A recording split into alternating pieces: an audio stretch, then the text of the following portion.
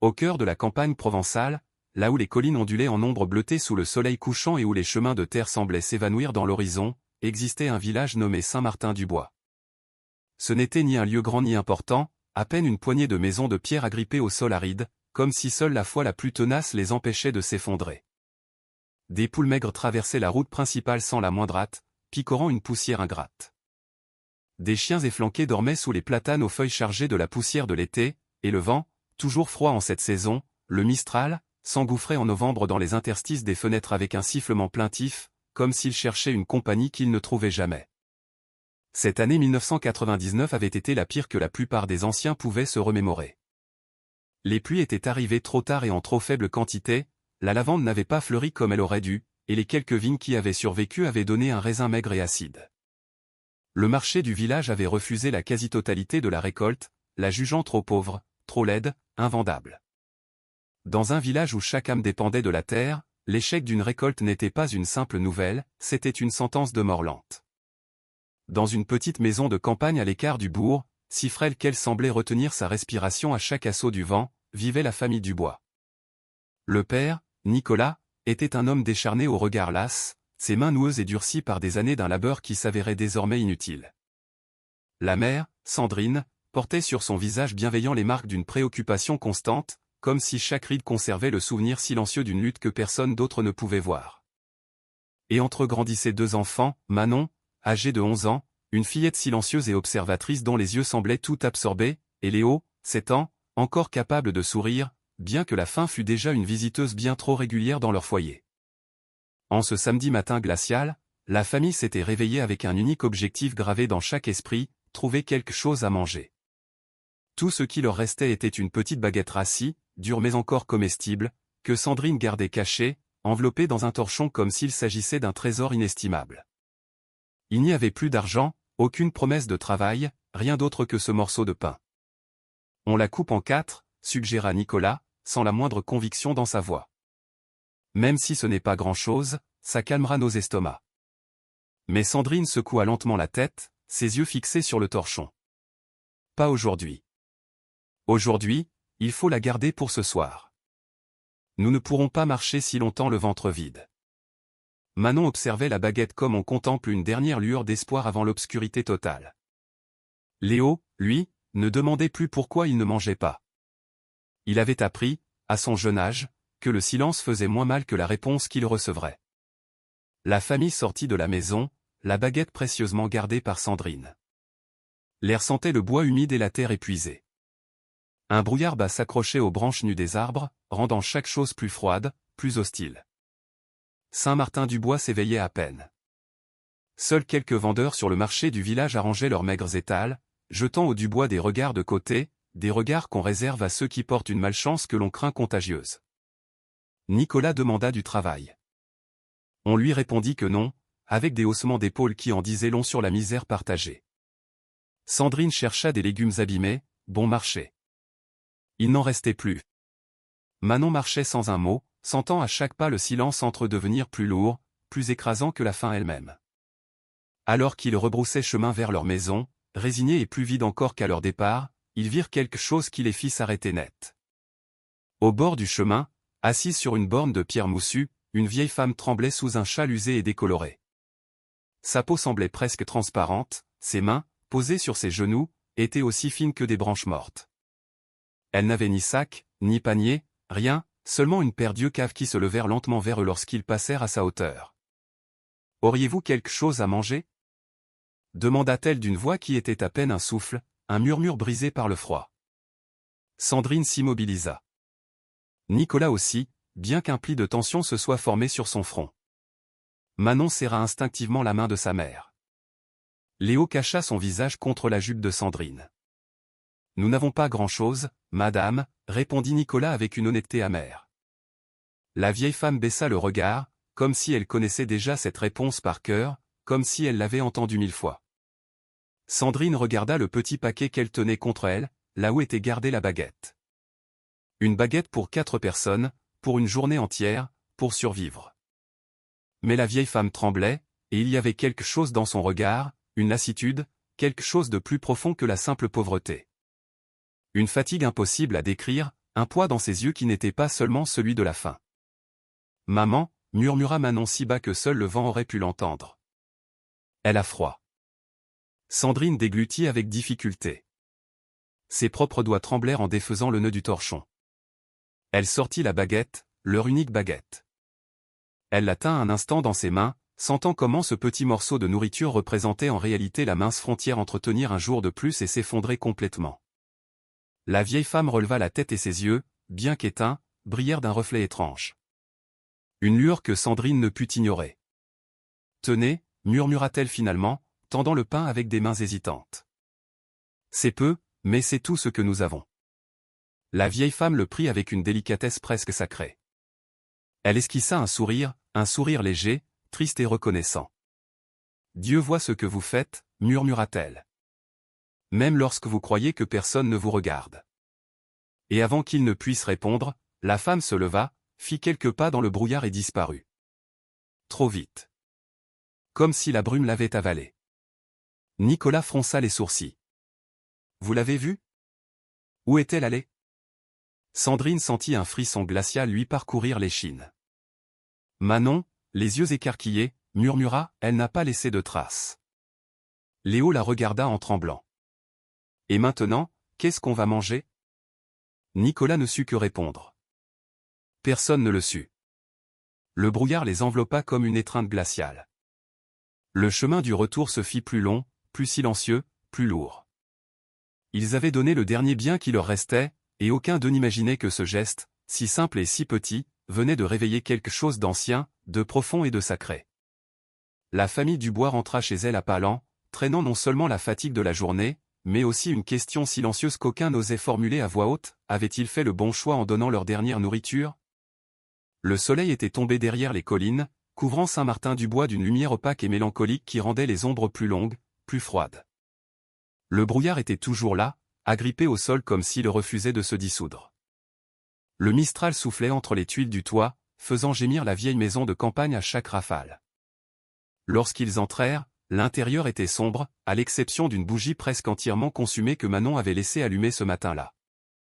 Sandrine s'assit lourdement sur une chaise en bois, reprenant sa respiration avec difficulté.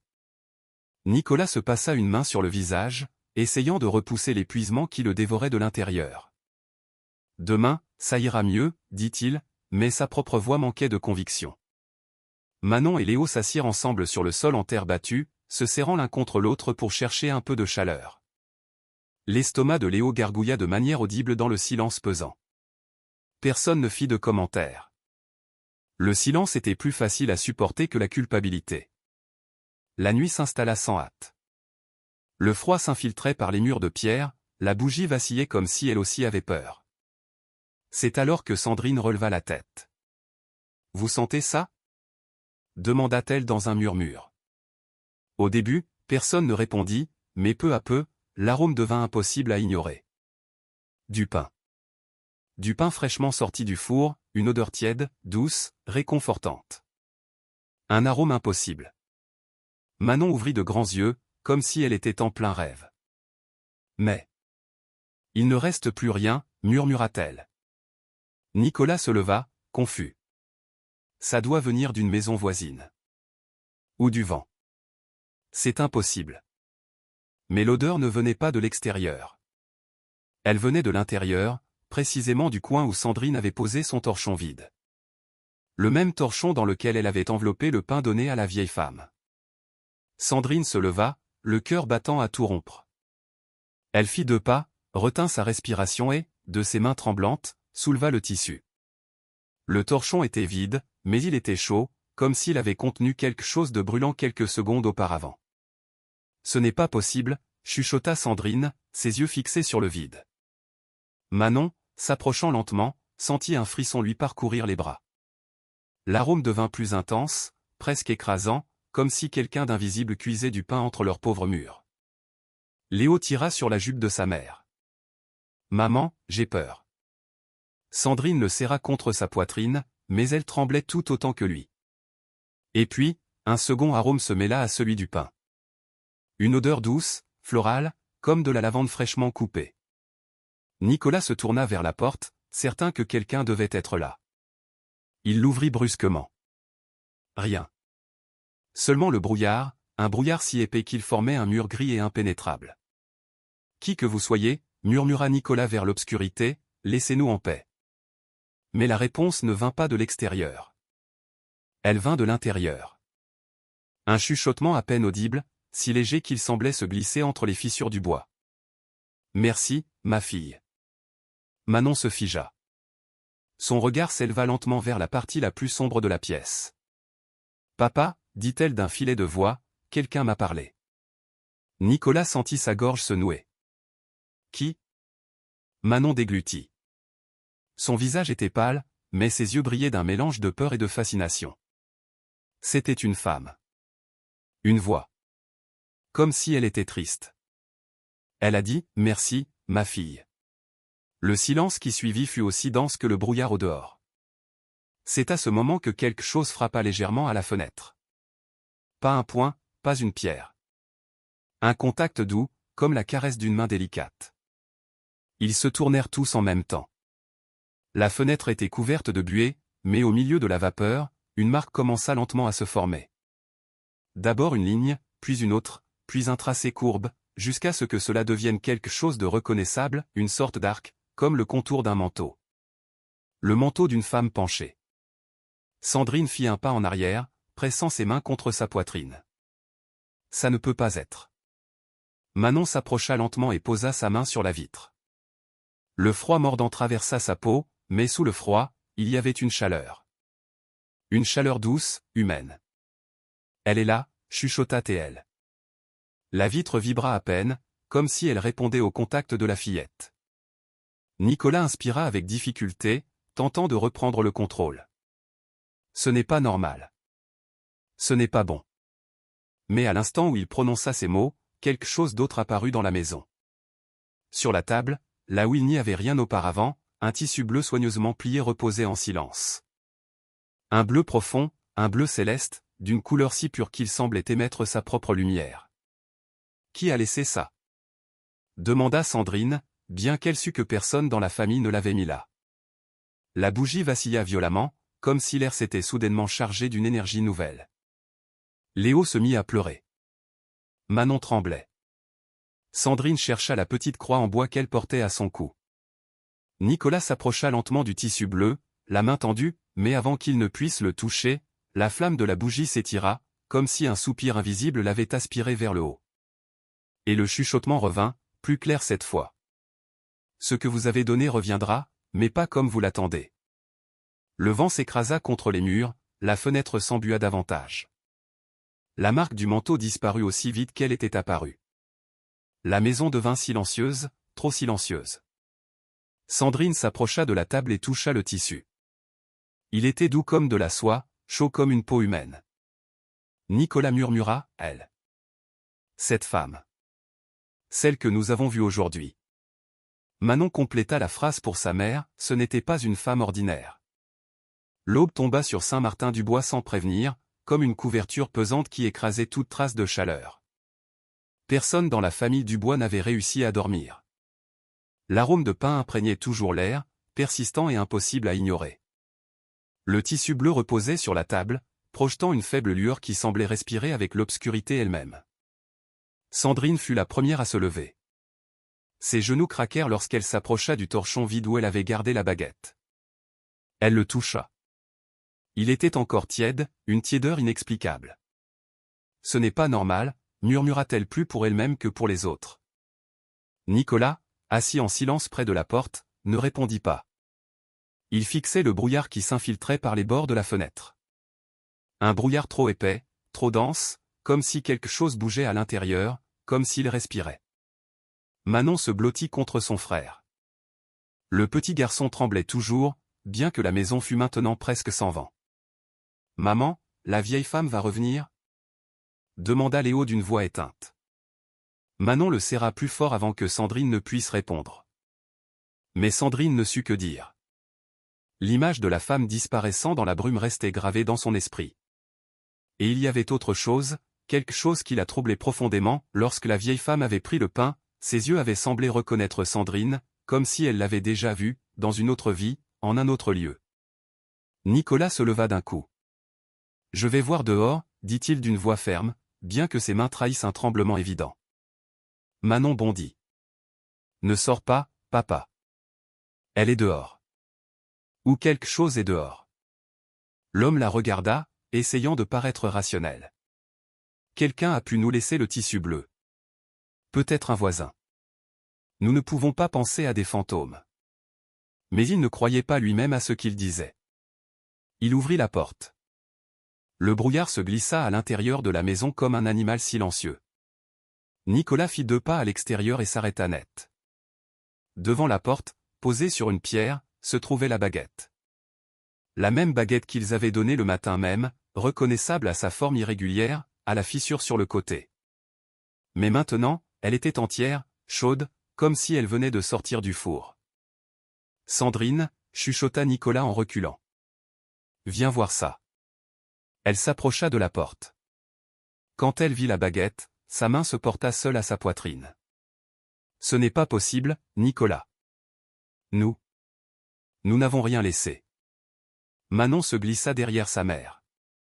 Ses yeux s'ouvrirent comme 2 lanternes. « C'est la même, murmura-t-elle. Je m'en souviens. Cette fissure était identique. » Léo se cacha derrière Sandrine, pleurant en silence. Sandrine regarda la baguette un long moment avant de trouver le courage de s'approcher et de la toucher. Ses mains tremblaient. Le pain était chaud, trop chaud. Elle le souleva avec précaution. La partie inférieure brillait. Ce n'était pas une lumière naturelle, c'était une lueur dorée, douce, pulsante. « Nicolas, dit-elle, presque sans voix. C'est vivant. » Dès qu'ils rentrèrent dans la maison avec la baguette, quelque chose changea dans l'air. L'odeur de pain frais augmenta de manière presque douloureuse, inondant chaque recoin. Manon ferma brusquement les yeux et pressa ses mains sur sa poitrine. « Aïe. Maman, ça me fait mal. » Sandrine se précipita vers elle. « Où, ma chérie? Qu'est-ce qui te fait mal ?» Manon respirait avec difficulté, ses yeux se remplirent de larmes.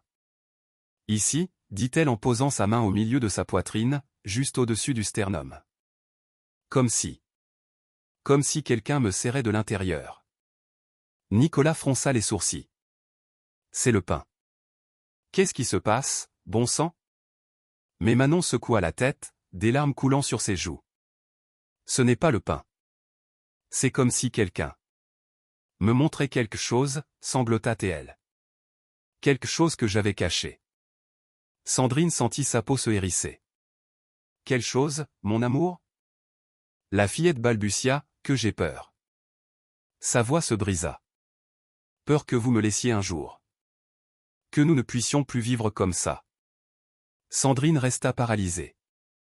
Elle n'aurait jamais imaginé que sa fille portait une peur si profonde. Elle serra Manon dans ses bras avec une force quasi désespérée. Nous ne te laisserons jamais, ma chérie. Jamais.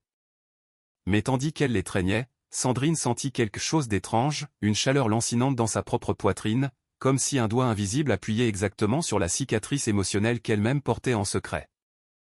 Un souvenir la transperça, une nuit froide, des années auparavant, quand elle avait cru que Nicolas la quitterait pour toujours après une dispute.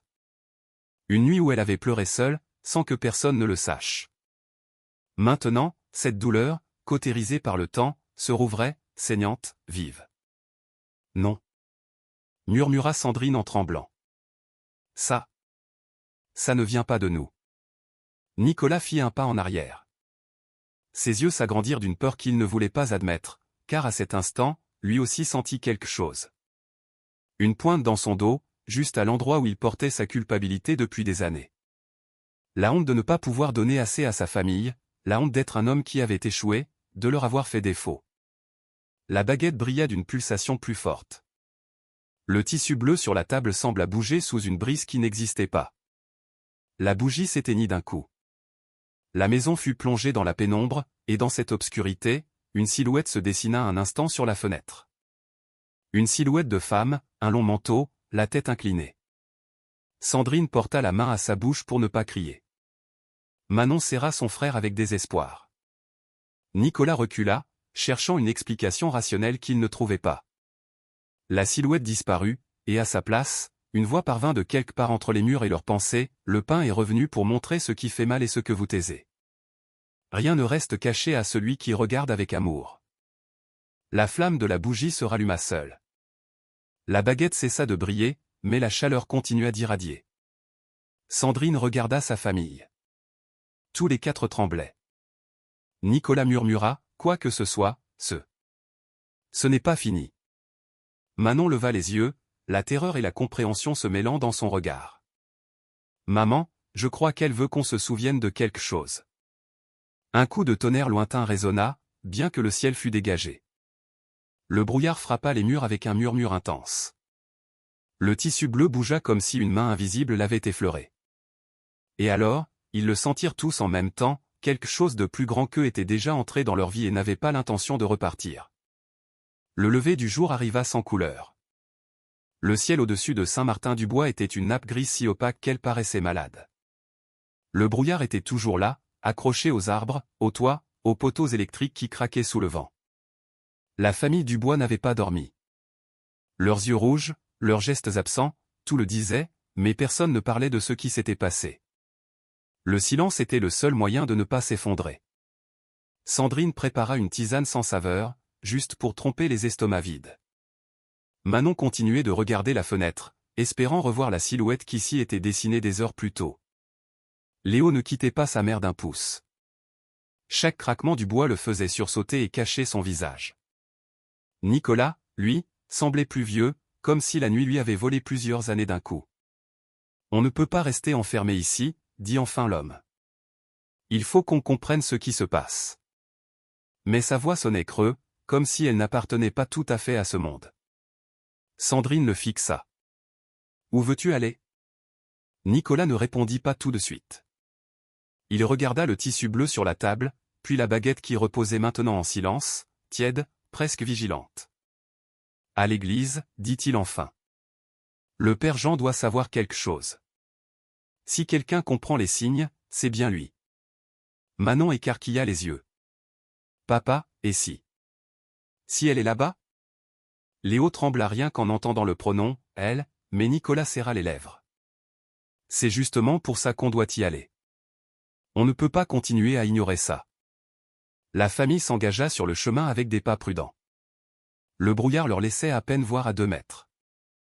L'air sentait l'humidité, une odeur douceâtre et aussi un parfum métallique étrange, comme s'il y avait de l'orage, bien que le ciel fût immobile. En arrivant au centre du village, ils remarquèrent quelque chose d'inquiétant. Les gens étaient rassemblés devant l'église Saint-Martin. Il y avait des murmures, des exclamations étouffées, des mains qui pointaient vers la façade. « Que se passe-t-il » demanda Sandrine, tenant Léo fermement par la main. Une femme âgée, Monique, se tourna vers elle, les yeux chargés de peur. « Sandrine, vous n'avez pas vu ? Ce matin. Il est arrivé quelque chose à la statue de la Vierge. » Le cœur de Sandrine fit un bond. « Qu'est-ce qui lui est arrivé, Monique » Celle-ci fit un signe de croix. Le père Jean la trouvait avec des miettes de pain collées aux lèvres. Comme si quelqu'un en avait mangé. Le monde de Sandrine vacilla. « Non, murmura-t-elle. Ce n'est pas possible. » Mais si, c'était possible, et c'était exactement ce qu'elle redoutait d'entendre. Manon sentit son sang se glacer. Léo se colla à sa sœur comme un animal effrayé. Nicolas déglutit et avança à travers la foule. « Laissez-nous voir, demanda-t-il, essayant de paraître calme. Les gens s'écartèrent en murmurant. Il y avait de la peur, oui, mais aussi quelque chose de pire, de l'hostilité. « Voilà ceux qui ont donné du pain à l'étrangère, » dit un homme d'une voix amère. Tout a commencé quand la vieille s'est approchée d'eux. Un mauvais présage, ajouta un autre. Ou une épreuve, chuchota une femme. L'église se dressait, imposante, avec ses murs de pierre humide et son clocher silencieux. Mais ce qui captivait tous les regards, c'était la statue de Notre-Dame des Douleurs sur le parvis. Une statue qui était là depuis près d'un siècle, immuable, sereine. Mais aujourd'hui, elle ne l'était pas. Nicolas arriva le premier. Sandrine le suivit. Manon sentit ses jambes trembler quand elle la vit enfin. La Vierge était la même et pourtant horriblement différente. Sa bouche de pierre portait des traces de miettes, de vraies miettes, fraîches, comme si des lèvres sculptées avaient touché une baguette chaude quelques minutes auparavant. Le père Jean était là, pâle, en sueur. Personne ne l'a touché, dit-il d'une voix chevrotante. Je le jure devant Dieu. J'ai fermé l'église hier soir. Personne n'a pu entrer. Un murmure inquiet parcourut la foule. Ce n'est pas naturel. C'est un miracle. Non, c'est un avertissement. La Vierge pleure pour nous. Ou nous punit. Le père leva les mains. Calmez-vous, s'il vous plaît. Nous devons comprendre. Mais il ne put terminer, car Sandrine fit un pas en avant, comme en transe. Mon père, dit-elle, hier, une vieille femme nous a demandé à manger. Nous lui avons donné notre dernière baguette. Le silence devint plus lourd que le brouillard. La foule, comme une seule créature, se tourna vers la famille Dubois. C'est là que tout a commencé, chuchota quelqu'un. Depuis qu'ils l'ont donné à cette vieille. Peut-être que ce n'était pas une vieille. Peut-être qu'elle n'était pas humaine. Nicolas, sentant le danger, plaça un bras devant Sandrine. Ce n'était rien de mal, dit-il avec une fermeté tremblante. C'était une femme qui avait faim. Vous en êtes sûr? Cria un homme. Une femme ne disparaît pas comme ça. Aucun vieillard ne marche sans laisser de traces, ajouta un autre, ni ne rend un pain intact. Le père Jean plissa les yeux. Comment ça, le pain est revenu? Ce fut Manon qui répondit, à peine audible, il est apparu sur notre seuil ce matin. Chaud, comme neuf. Comme si nous ne l'avions jamais donné. Un frisson parcourut toutes les personnes présentes. Même les cloches du campanile émirent un léger bourdonnement, bien qu'il n'y eût pas de vent. Le père Jean prit une profonde inspiration. Sandrine, Nicolas. Je crois que vous devez tout me raconter, depuis le début. Nicolas hocha la tête. Mais c'est alors que quelque chose d'autre attira son attention. Mon père, la base de la statue. Elle a toujours été comme ça? Le père Jean fronça les sourcils et se pencha à ses côtés. Une fissure presque imperceptible parcourait le socle, une fissure fine comme une cicatrice fraîchement ouverte. Et le pire, c'est qu'une lueur bleue, très douce, filtrait de l'intérieur, comme si la pierre cachait une lumière liquide en son sein. Le prêtre recula comme s'il avait été poussé. Ça n'était pas là hier soir. Sandrine porta une main à sa bouche. Manon sentit une traction douloureuse dans sa poitrine. Léo se mit à pleurer. La foule s'agita. C'est un signe du ciel. Non, c'est un signe de malheur. La Vierge se brise. Elle a de la lumière à l'intérieur. Les voix montaient comme des vagues violentes. Nicolas prit sa famille et tenta de les éloigner du centre du chaos, mais une femme leur bloqua le passage. C'est vous qui avez amené ça, dit-elle avec dureté. Depuis que vous avez donné du pain à la vieille, tout a changé. Dites-le. Qui était-ce? Sandrine trembla. Je ne sais pas. Elle avait seulement faim. Faim? Ricana un homme d'un ton amer. Eh bien, elle l'a bien mangé. Même la Vierge a des miettes sur la bouche. Le père Jean éleva la voix. Assez. La charité n'attire pas les malédictions. S'ils ont donné du pain, ils ont fait une bonne action. Mais même son autorité ne calma pas tout le monde. À ce moment, Manon sentit quelque chose d'étrange, une pression chaude dans sa poitrine, semblable à celle de la nuit précédente. Sa respiration s'accéléra. Maman, murmura-t-elle en tirant sur la jupe de Sandrine. Elle est ici. Sandrine regarda autour d'elle, effrayée. Où, ma chérie? Manon désigna la statue. Non. Pas dehors. Dedans. Comme pour répondre à ces paroles, la fissure bleue pulsa une fois. Une lumière douce, à peine visible, parcourut la base comme un battement de cœur. La foule poussa un cri. Le père se signa. Nicolas recula d'un pas. Sandrine sentit l'air devenir plus dense, plus lourd. Et alors, de quelque part, d'un lieu impossible à situer, une voix douce, féminine, tremblante, emplit le parvis. Ce que vous avez donné reviendra. Ce que vous avez caché aussi. Le vent se leva. Le brouillard tourbillonna comme un lent remous. Les feuilles mortes sur le parvis commencèrent à s'élever, flottant avec un calme surnaturel. Manon sentit son cœur battre comme un tambour. Papa. Ce n'est pas la fin. Nicolas, pâle comme un linge, répondit, non. Ça ne fait que commencer. Le vent qui s'était levé sur le parvis n'était pas un vent normal. Il ne faisait pas bouger les branches des platanes ni les vêtements des gens. Il ne produisait aucun son. Il tourbillonnait simplement autour de la statue de la Vierge et de la famille Dubois, comme pour les isoler du reste du village. Le brouillard s'enroulait en spirale lente, presque hypnotique. La foule recula, tremblante, ne sachant s'il fallait fuir ou s'agenouiller. Sandrine serrait la main de Manon avec une force désespérée. Léo se cachait derrière Nicolas, grelottant. Le père Jean respirait rapidement, son crucifix serré entre les doigts, comme s'il s'y agrippait pour ne pas tomber.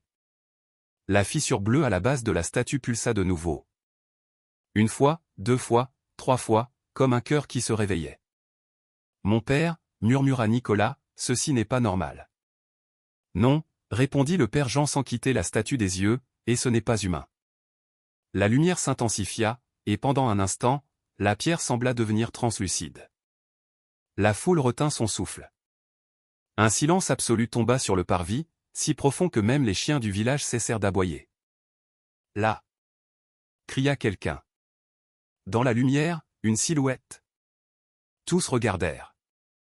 Pendant une seule seconde, la silhouette d'une femme penchée sur le pain brilla à l'intérieur de la fissure. Une silhouette avec un long manteau. Un manteau bleu. La lumière disparut d'un coup. La foule explosa en cris. C'est un miracle. Non, c'est de la sorcellerie. La Vierge nous parle. C'est un signe de châtiment. Le père Jean leva les 2 mains. Du calme, pour l'amour de Dieu, du calme. Mais le village ne connaissait plus le calme. La peur était un animal invisible qui courait déjà parmi eux. Nicolas prit sa famille et essaya de se retirer, mais un groupe d'hommes s'avança, leur barrant le passage. Où croyez-vous aller? Demanda l'un d'eux, un certain Stéphane, connu pour son caractère bourru. Chez nous, dit Nicolas en serrant la mâchoire. Pas avant d'avoir expliqué ce que vous avez fait, répondit un autre. Depuis que vous avez donné ce pain, tout est devenu étrange. À qui l'avez-vous vraiment donné? Nicolas déglutit. À une vieille femme. C'est tout. Une vieille femme qui avait faim. Faim? Ricana Stéphane d'un ton qui glaça l'air. Et une vieille femme affamée fait en sorte qu'une statue mange du pain? Les mots tombèrent comme des pierres. Sandrine sentit le monde tourner autour d'elle. Laissez-nous tranquilles, s'exclama-t-elle. Nous n'avons rien fait de mal. C'est ce que vous croyez, cracha un autre homme. Mais le village se remplit de signes. De mauvais signes. Alors que la discussion s'envenimait, Manon sentit de nouveau une pression dans sa poitrine, une chaleur douce, comme une main tiède se posant sur son cœur. Elle entendit la voix à nouveau, la même voix qui avait chuchoté dans la maison. Ne crains rien, ma fille. Je ne suis pas venu pour faire du mal, je suis venu pour révéler. Manon ouvrit des yeux hébétés, cherchant sa mère. Maman. Maman, murmura-t-elle. Elle me parle encore. Sandrine se tourna vers elle, horrifiée. Que te dit-elle? Mais avant que la fillette ne puisse répondre, un cri déchira le parvis. Un cri qui ne venait pas de la famille Dubois, mais de quelqu'un dans la foule. Aïe! Aïe, non, mon Dieu, non. C'était Monique, la même femme qui leur avait parlé du pain sur la statue. Son corps se plia en 2, ses mains agrippant sa poitrine. Le père Jean courut vers elle. Monique, que vous arrive-t-il? La femme respirait par saccades. Je sens. Du feu, ici, à l'intérieur, halta-t-elle. Comme si quelque chose voulait sortir. La foule recula, horrifiée.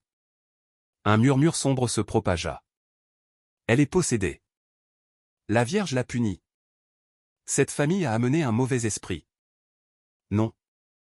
Cria soudain Manon d'une voix tremblante mais ferme. Elle ne la punit pas. Elle montre seulement sa douleur. Tous les regards se tournèrent vers elle. La fillette semblait différente. Ses yeux, bien que toujours normaux, brillaient d'une clarté inquiétante. « Que dis-tu, mon enfant » demanda le père Jean. « Elle, » dit Manon en désignant Monique, « elle porte une douleur ici, elle toucha sa propre poitrine, depuis des années. Une douleur qu'elle n'a jamais dite. Une douleur qu'elle a tellement cachée qu'elle est devenue du feu. » Monique se mit à pleurer.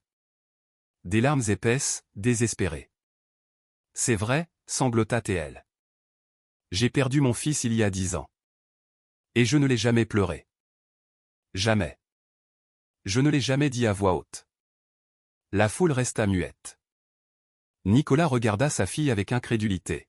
« Manon, comment sais-tu ça » La fillette serra le tissu bleu entre ses mains. « Je le sens. À l'intérieur de moi. Elle me le montre. » Le vent se remit à souffler, soulevant la poussière et les feuilles. La fissure bleue de la statue pulsa une fois de plus, et une voix, plus claire que jamais, emplit le parvis. La douleur cachée ne disparaît pas. Elle change seulement de forme. Et quand personne ne la regarde, elle brûle. Plusieurs personnes s'agenouillèrent, d'autres pleurèrent, d'autres encore reculèrent, terrifiés. Stéphane, l'homme le plus dur du village, se mit à transpirer. « C'est votre faute » cria-t-il en montrant du doigt la famille Dubois. « C'est vous qui avez amené ce feu. » Manon secoua la tête avec force. « Non, le feu était déjà là. Vous ne le voyez simplement pas. » Stéphane ouvrit la bouche pour crier autre chose, mais il se figea. Son visage changea. Ses yeux se remplirent d'épouvante. Sandrine le remarqua la première. « Stéphane, qu'est-ce qui vous arrive » L'homme agrippa sa poitrine avec violence. « Non. » « Ah. Non, pas ça. Non. » Et Manon le sentit. La vague de chaleur, le nœud dans la gorge, la tristesse cachée qui n'était pas la sienne. « Lui aussi, » murmura-t-elle. « Lui aussi, il brûle. » Stéphane tomba à genoux. Les larmes commencèrent à couler sur son visage. « Ma femme. » Halta-t-il. « Elle est morte. Et je ne l'ai jamais. Jamais accepté. Je n'ai jamais laissé personne me voir pleurer. » La foule était pétrifiée. Pour la première fois, il n'y avait pas de peur sur leur visage. Il y avait un miroir. Le miroir de leur propre douleur. La lumière dans la statue s'éteignit. Pas complètement, juste assez pour faire comprendre que ce n'était pas une fin, mais un commencement. Le père Jean se tourna vers la famille Dubois. « Ceci, dit-il d'une voix rauque, n'est ni un hasard, ni une coïncidence, ni un châtiment. » Sandrine sentit l'air peser comme une dalle. « Alors, qu'est-ce que c'est » Le prêtre regarda Manon, qui tenait toujours le tissu bleu, et d'une voix tremblante, il répondit, « C'est une visite. Et une révélation. Et ce n'est pas terminé. » Manon baissa les yeux. Le tissu bleu brûlait doucement entre ses mains, et dans son cœur, la voix reprit la parole. « Il reste encore le plus important. Tu dois dire la vérité. Toute la vérité. » La fillette trembla, car elle savait, sans savoir comment, que la prochaine partie ne concernerait pas le village, mais sa propre famille. Le silence qui suivit la confession de Stéphane fut si dense qu'il semblait remplir l'air comme un liquide épais. Personne ne parlait, personne ne respirait normalement. La lumière bleue à la base de la statue, bien qu'affaiblie, continuait de pulser doucement, marquant un rythme presque humain, comme un battement de cœur. Manon leva les yeux. Le tissu bleu dans ses mains était tiède, comme si quelqu'un venait de le tenir. La voix, cette voix qu'elle seule entendait, revint, plus claire que jamais. « Ma fille, maintenant, il reste ce qui fait le plus mal. » Manon serra les lèvres. Elle savait que quelque chose d'autre devait être dit, quelque chose qui n'avait rien à voir avec le village, ni avec la vieille femme, ni avec la statue. Quelque chose qui concernait sa famille. Sandrine s'approcha d'elle. « Manon, que se passe-t-il ? Que sens-tu » La fillette déglutit. Une chaleur monta de sa poitrine jusqu'à sa gorge. C'était la même chaleur qu'elle avait sentie la nuit précédente, lorsque la baguette avait brillé. « Maman, » murmura-t-elle. Elle dit qu'il manque quelque chose. Quelque chose que nous n'avons pas encore dit. Nicolas fronça les sourcils. Quelle chose? Manon le regarda, et pour la première fois, elle vit quelque chose qu'elle n'avait jamais pu voir chez son père, une douleur profonde, ancienne, cachée si profondément que lui-même l'avait oubliée. Le tissu bleu vibra dans ses mains. La fillette fit un pas vers Nicolas. « Papa, dit-elle en tremblant. Toi aussi, tu brûles? » Nicolas recula brusquement. « Non. Ne dis pas ça, je vais bien. »« Si, » insista Manon, des larmes perlant à ses yeux. « Je sens ton feu, ici, à l'intérieur. » Nicolas se raidit, comme si quelqu'un l'avait frappé sans le toucher. Sandrine regarda son mari, confuse. « Que veut dire Manon? Quel feu? » L'homme serra les poings, détourna le regard, ses lèvres tremblèrent.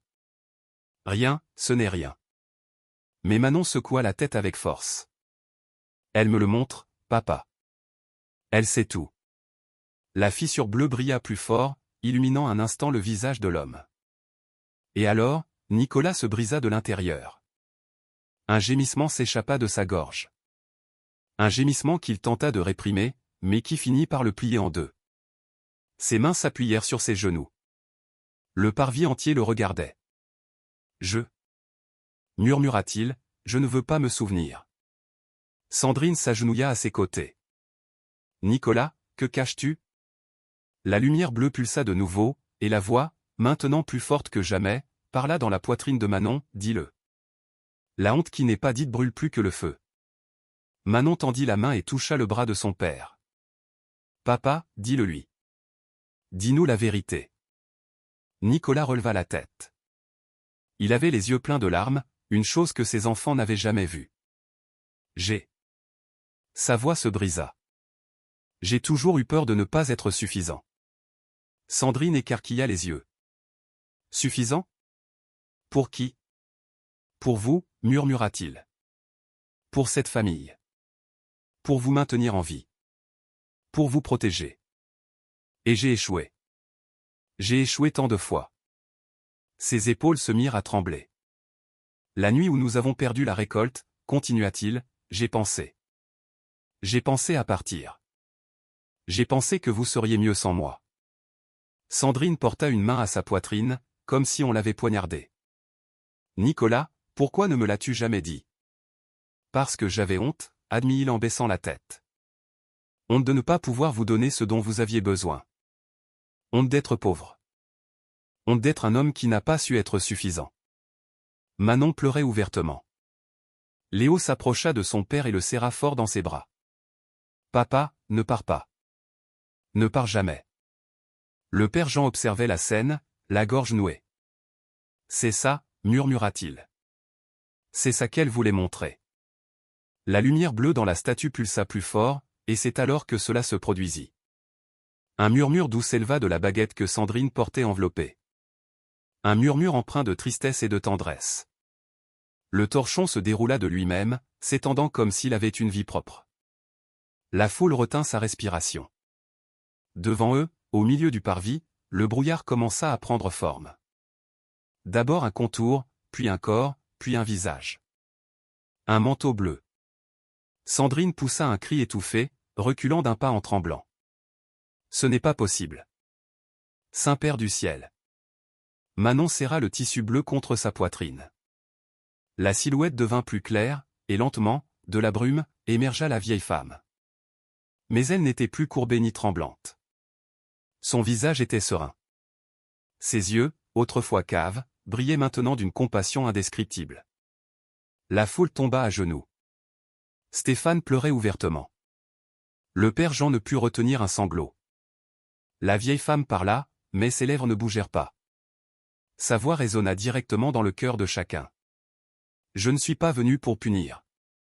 Je suis venu parce que vous m'avez donné la seule chose que vous aviez. Et ce geste a ouvert ceux qui étaient endormis. Sandrine fit un pas en avant. Qui êtes-vous? La silhouette la regarda avec tendresse. Sa forme commença à changer. La peau vieillie devint lumineuse. Le manteau s'étendit, ondulant comme de l'eau. Et alors, tous la virent. Ce n'était pas une vieille femme. C'était elle. Notre-Dame. Notre-Dame des douleurs. Pas en pierre, pas en peinture, pas sur un autel. Mais vivante, présente, remplie d'une tristesse douce mais puissante. Elle tendit une main vers Manon. Ma fille, tu as entendu ma voix parce que ton cœur est ouvert. Et toi, Nicolas, tu as porté ta honte bien trop longtemps. Sandrine, ta peur silencieuse t'a rendue petite. Et Léo, tu caches des larmes que tu n'as jamais laissé sortir. La famille se regarda, brisée et complète à la fois.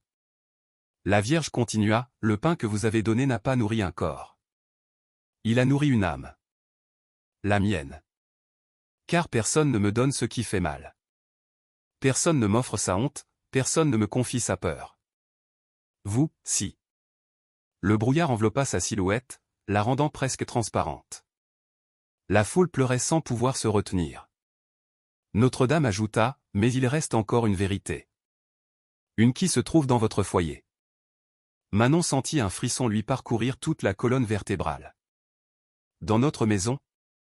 La Vierge hocha la tête. Il y a une douleur oubliée là-bas. Une douleur ancienne. Et tant que vous ne l'affronterez pas, la lumière ne s'éteindra pas. La silhouette s'évanouit lentement dans le brouillard. Avant de disparaître, sa voix résonna une dernière fois. Rentrez chez vous. La vérité vous y attend. La lumière dans la statue s'éteignit. La fissure cessa de briller. Le vent tomba. Et le village entier resta à regarder la famille Dubois, comme s'ils étaient les porteurs d'un secret que personne d'autre n'osait découvrir. Sandrine prit la main de Nicolas. Nicolas prit celle de Manon. Léo, tremblant, les serra tous dans ses bras. Et ensemble, le tissu bleu dans les bras, ils commencèrent à marcher vers leur maison, où quelque chose, ou quelqu'un, les attendait. Le chemin du retour n'avait jamais paru aussi long. Les Dubois avançaient lentement, main dans la main, le silence du village les suivant comme une ombre. Personne n'osait les appeler, personne n'osait les toucher. C'était comme s'ils revenaient d'un autre monde, d'un lieu où la réalité et le divin s'étaient mêlés de manière impossible. Le brouillard, fidèle compagnon depuis le matin, semblait s'écarter à mesure qu'ils marchaient, laissant un étroit couloir jusqu'à leur humble maison de campagne. Le tissu bleu, serré contre la poitrine de Manon, était tiède, tiède comme un cœur vivant. Qu'est-ce qu'elle a voulu dire, la Vierge? Demanda Léo d'une voix tremblante. Quelle vérité y a-t-il à la maison? Sandrine lui caressa les cheveux. Je ne sais pas, mon chéri. Mais nous devons l'affronter ensemble. Nicolas marchait, rigide, comme si chaque pas le rapprochait d'un précipice invisible.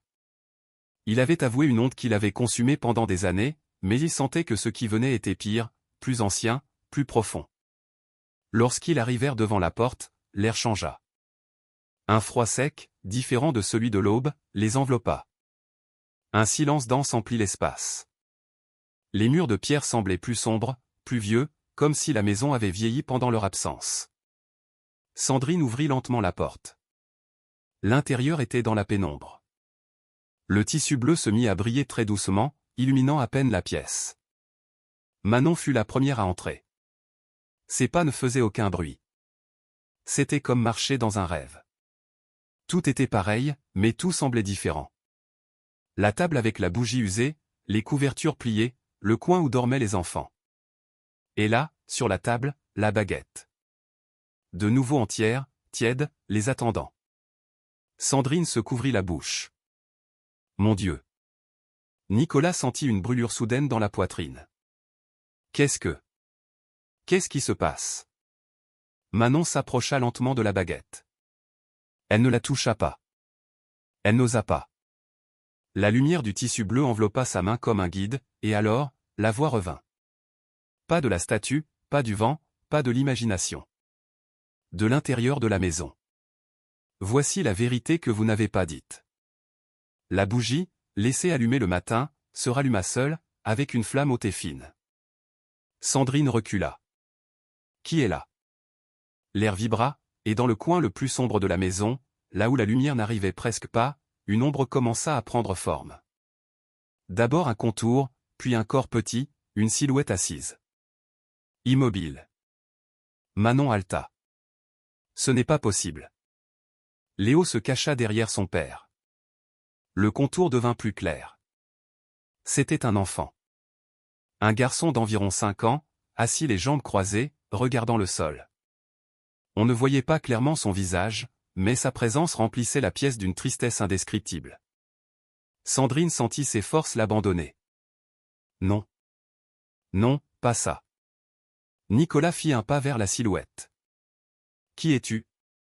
Il n'y eut pas de réponse, mais quelque chose tomba au sol. Un son léger. Une petite pierre. Une perle de chapelet. Le chapelet que Sandrine avait perdu des années auparavant, qui avait appartenu à quelqu'un d'autre. Manon entendit un battement de cœur étrange dans ses oreilles. Maman. Maman, il n'est pas un esprit. C'est un souvenir. Le garçon leva la tête. Ses yeux étaient immensément tristes, profonds comme des puits. Et il regarda Sandrine. Sandrine porta les mains à son visage. Non. S'il vous plaît. Nicolas se tourna vers elle. Tu le connais? Les larmes se mirent à couler sans qu'elle puisse les arrêter. Oui, murmura-t-elle. C'est notre fils. Le silence tomba comme une pierre. Manon sentit son cœur s'arrêter. On avait un autre petit frère? Sandrine tomba à genoux. Oui. Il y a très longtemps. Avant que tu ne naisses, Manon. Avant que Léo ne naisse. Nous avons eu un garçon. Lucas. Sa voix se brisa en un sanglot déchirant. Il est mort. Il est mort pendant l'hiver. Nous n'avons pas pu nous occuper de lui, nous n'avons pas pu le sauver. Et moi? Je ne l'ai jamais dit. Je ne l'ai jamais pleuré. Je n'ai jamais accepté qu'il soit parti. Nicolas ferma les yeux de douleur. Sandrine, je pensais que si nous n'en parlions pas, la douleur serait moins grande. Mais non. Elle est restée ici. Dans ces murs. Dans cette maison. En moi. La silhouette du petit garçon leva une main, comme pour toucher sa mère, mais sa main était faite de brouillard. Manon sanglota. Maman. Il ne voulait pas partir. La voix de la Vierge emplit la pièce, douce, douloureuse, compatissante. Les douleurs non traitées cherchent un endroit où rester. Et ce petit est resté en vous. Sandrine tendit les mains vers la silhouette. Je suis désolé. Je suis tellement désolé, mon amour. Je t'ai abandonné. La silhouette de l'enfant commença à s'estomper doucement. Pas dans la souffrance, pas dans la peur. En paix. Nicolas, avec des larmes qu'il ne s'était jamais permises, dit « Lucas. Mon fils. Pardonne-nous. » Manon et Léo s'agenouillèrent à côté de leurs parents. La silhouette sourit. Un petit sourire, tranquille. Un sourire qu'ils n'avaient jamais vu, mais qu'ils reconnurent instantanément. La voix de la Vierge murmura, « Maintenant, vous pouvez le laisser partir. Maintenant, la maison peut respirer. » L'enfant s'évanouit complètement. La bougie revint à une flamme normale. Le brouillard se retira. La baguette cessa d'émettre de la chaleur. Et le silence qui suivit n'était pas un silence de peur. C'était un silence de guérison. Sandrine serra ses enfants dans ses bras. Nicolas l'entoura de ses bras. La famille resta unie, pleurant, mais avec une douleur qui, pour la première fois, ne brûlait pas, mais se dissolvait. Manon, tenant le tissu bleu, entendit la dernière phrase de la Vierge avant que sa voix ne disparaisse complètement. Le pain que vous avez donné a ouvert la porte. L'amour que vous avez montré l'a fermé. La flamme de la bougie vacilla doucement, comme un adieu. Et dans la quiétude profonde de la maison du bois, où enfin toute la vérité avait été dite, l'air devint chaud. Pour la première fois depuis de nombreuses années.